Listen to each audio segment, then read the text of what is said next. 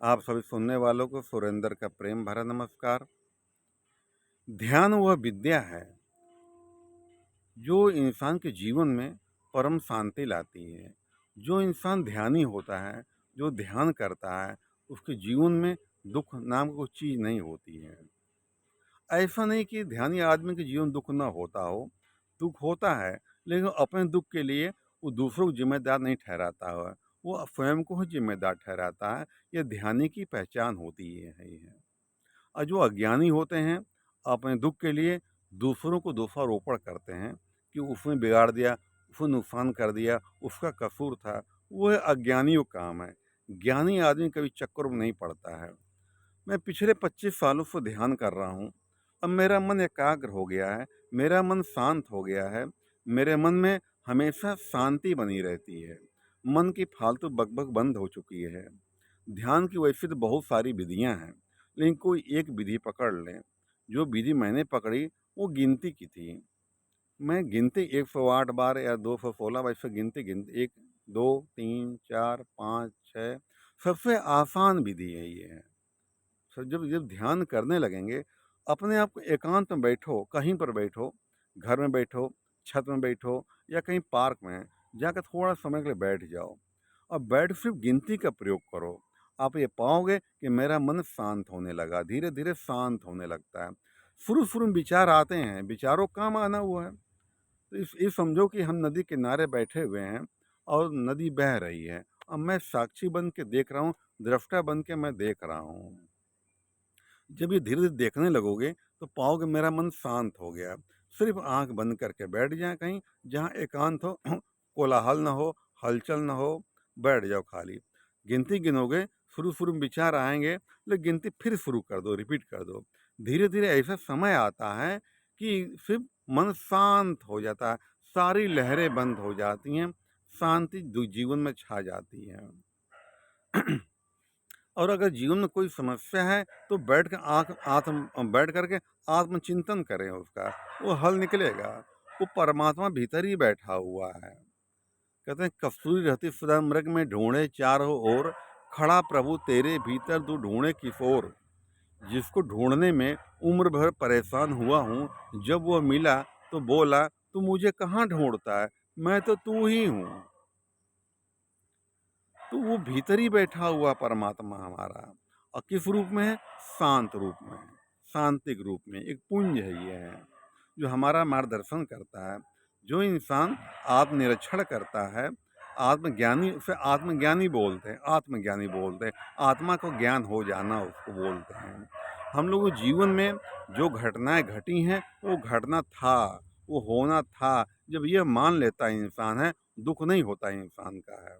जो सोचता क्यों हो गया, कैसे हो गया, नहीं होना चाहिए, वो अज्ञानता ये है। हकीकत तो ये है, ये सारा संसार भगवान की कृपा से चल रहा, हो रहा है, प्रकृति द्वारा हो रहा है। भगवान गीता में कहते हैं, चलता हुआ, उड़ता हुआ, खाता हुआ, पीता हुआ, सोता हुआ, जागता हुआ, आँख खोलता हुआ, आँख मूंदता हुआ, इंसान ये न समझे मैं कर रहा हूँ, ये सब प्रकृति द्वारा किया जा रहा है। हकीकत यही है कि सारा संसार प्रकृति द्वारा ही चल रहा ही है। जरा ध्यान से देखें, पेड़ अपने आप बड़ा हो रहा है, फूल अपने आप लग रहे हैं, फल अपने आप लग रहे हैं, पत्ती अपने आप लग रही है, हम लोग सांसें अपने आप आ रही हैं, जा रही। सारा कार्य प्राकृतिक गुणों द्वारा हो रहा है। इंसान कहता है मैं कर रहा हूँ, ये इंसान की अज्ञानता है, मूर्खता है, भूल है ये है। लोग सोचते हैं मैं ना होता तो काम होता नहीं, ये उनकी अज्ञानता है। तुम हो चाहे ना हो कोई फर्क नहीं पड़ता है, प्रकृति वो अपने आप चल रहा है। कोई बच्चा पैदा होता है, बच्चा पैदा होते माँ मर जाती है उसकी है, लेकिन फिर बच्चा जी जाता हुआ है, उसका अपना भाग्य है, अपना प्रारब्ध उसका हुआ है। इसलिए सदैव इंसान को ध्यान चिंतन करना चाहिए, ध्यान करना चाहिए। जब भी टाइम मिले बैठ जाओ, एकाग्र हो जाओ, चिंतन जब ध्यान करने लगोगे तो सारा विचार हट जाएंगे। धीरे धीरे एक समय ऐसा आता है कि शून्य रह जाता है वहाँ पर। मन की बकबक फालतू बंद हो जाती है, मन के विचार फालतू आने बंद हो जाते हैं। आते हैं जो अच्छे विचार इंसान के अंदर आते हैं। तो कुछ समय के लिए बैठें। 24 घंटे होते हैं, 23 घंटा दुकान दे दो, मकान दे दो, परिवार दे दो। 1 घंटा अपने लिए बचा लो, पर्सनल अपने घंटा बचा लो और उसका फ़ायदा उठाओ उसका, और ध्यान करें। यकीन मानिए, बड़ी से बड़ी समस्याओं का हल निकल जाता है, बड़ी से बड़ी परेशानियों का हल निकल जाता है कि हमारा काम कैसे होगा। वो ध्यान द्वारा वो अंतरात्मा की आवाज़ निकलती है कि हमारा ये काम कैसे होगा, हमारी परेशानी दूर कैसे होगी, वो परमात्मा हमको दिखा देता हमको है। जब उसका हम ध्यान करते हैं, वो हमारा ध्यान करता हुआ है। तो इंसान की सारी दिक्कतें दूर हो जाती हैं, परेशानियाँ दूर हो जाती हैं, आत्म शांति मिलती है, आत्मचिंतन करना चाहिए और सत्संग करना चाहिए। अच्छे लोगों के विचार सुनने चाहिए। सत्संग ऐसी चीज़ है ना, मैंने कई साल सत्संग किया, संतों के साथ में रहा हूँ मैं, तो हमारे सारे प्रश्नों के उत्तर मिले, सब मिल जाते हैं वो हैं। सत्संग भगवान का घर है एक प्रकार देखा जाए तो। और इंसान को सारे क्वेश्चन आंसर मिल जाते हैं। कुछ क्षण अपने निकालें और ध्यान द्वारा अपने मन को जय करें, इसको हैं। मन वाक़ई में बहुत चंचल है। गीता में भगवान अर्जुन से कहते हैं, अर्जुन तू मन को बस में कर। तो अर्जुन कहता है, प्रभु ये मन तो वायु तरह चंचल है, बस में नहीं हो सकता है, ये बहुत बड़ा मुश्किल है ये। तो भगवान कहते निसंदेह मन चंचल है, लेकिन अभ्यास और वैराग्य द्वारा इसको बस में किया जाता है। तो अभ्यास क्या है? यही ध्यान है। भगवान गीता में कहते हैं आँख इस नग भाग पर ध्यान करो, यहाँ पे एकाग्र करो या वहाँ पर वो भी ध्यान की एक विधि हो गई है। ध्यान की बहुत सी विधि, कोई विधि पकड़ लीजिए। तो धीरे धीरे, और वैराग्य क्या होता है? किसी चीज़ में आसक्ति न होना, उसे वैराग्य बोलते हैं। जब किसी चीज़ में आसक्ति होती है, तो वही आसक्ति इंसान के दुख सुख कारण बन जाती है। किसी चीज़ में आसक्ति है, वही आसक्ति दुख देती है। आसक्ति किसी में न रखें जा करके वहाँ पर, और वहीं पर ध्यान करें। सिर्फ गिनती का प्रयोग करें। एक एक 108 बार कर लिया, शुरू में 50 बार किया, 60 बार, 70 बार किया। अगर बीच में कोई विचार आ जा रहा है, तो उसको फिर रिपीट करें, गिनती को फिर शुरू कर दें। आप ये पाओगे कि हमारा मन एकाग्र होने लगा, सारा ध्यान गिनती पर रह जाए। कोई चिंता फिक्र सता रही है, कोई टेंशन सता रही है, वो गिनती का प्रयोग, गिनती शुरू कर दो। मन एक है, मन में दो विचार साथ नहीं चल सकते।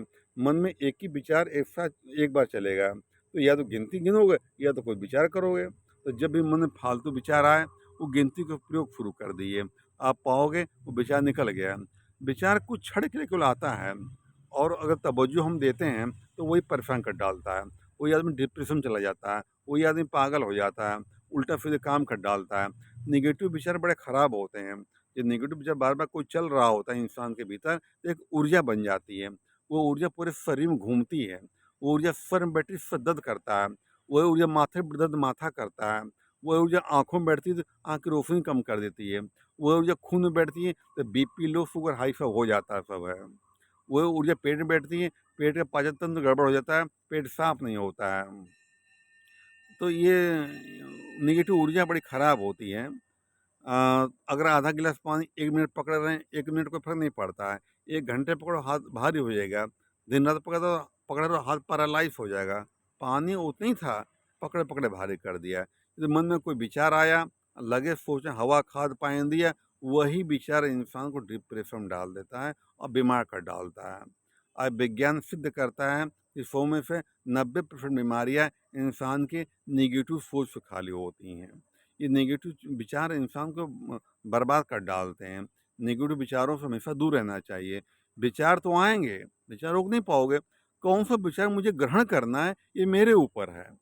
भगवान ने बुद्धि दे रखी है, जो विचार आता भी है, कुछ सेकंड रुक जाओ और देखो विचार है कैसा? विचार मुझे परेशान करने वाला है क्या? तुरंत हटा दिया उसको। हटा दिया, हट जाएगा वहाँ पर। फिर आता तुरंत फिर हटा दिया उसको जाकर वहाँ पर।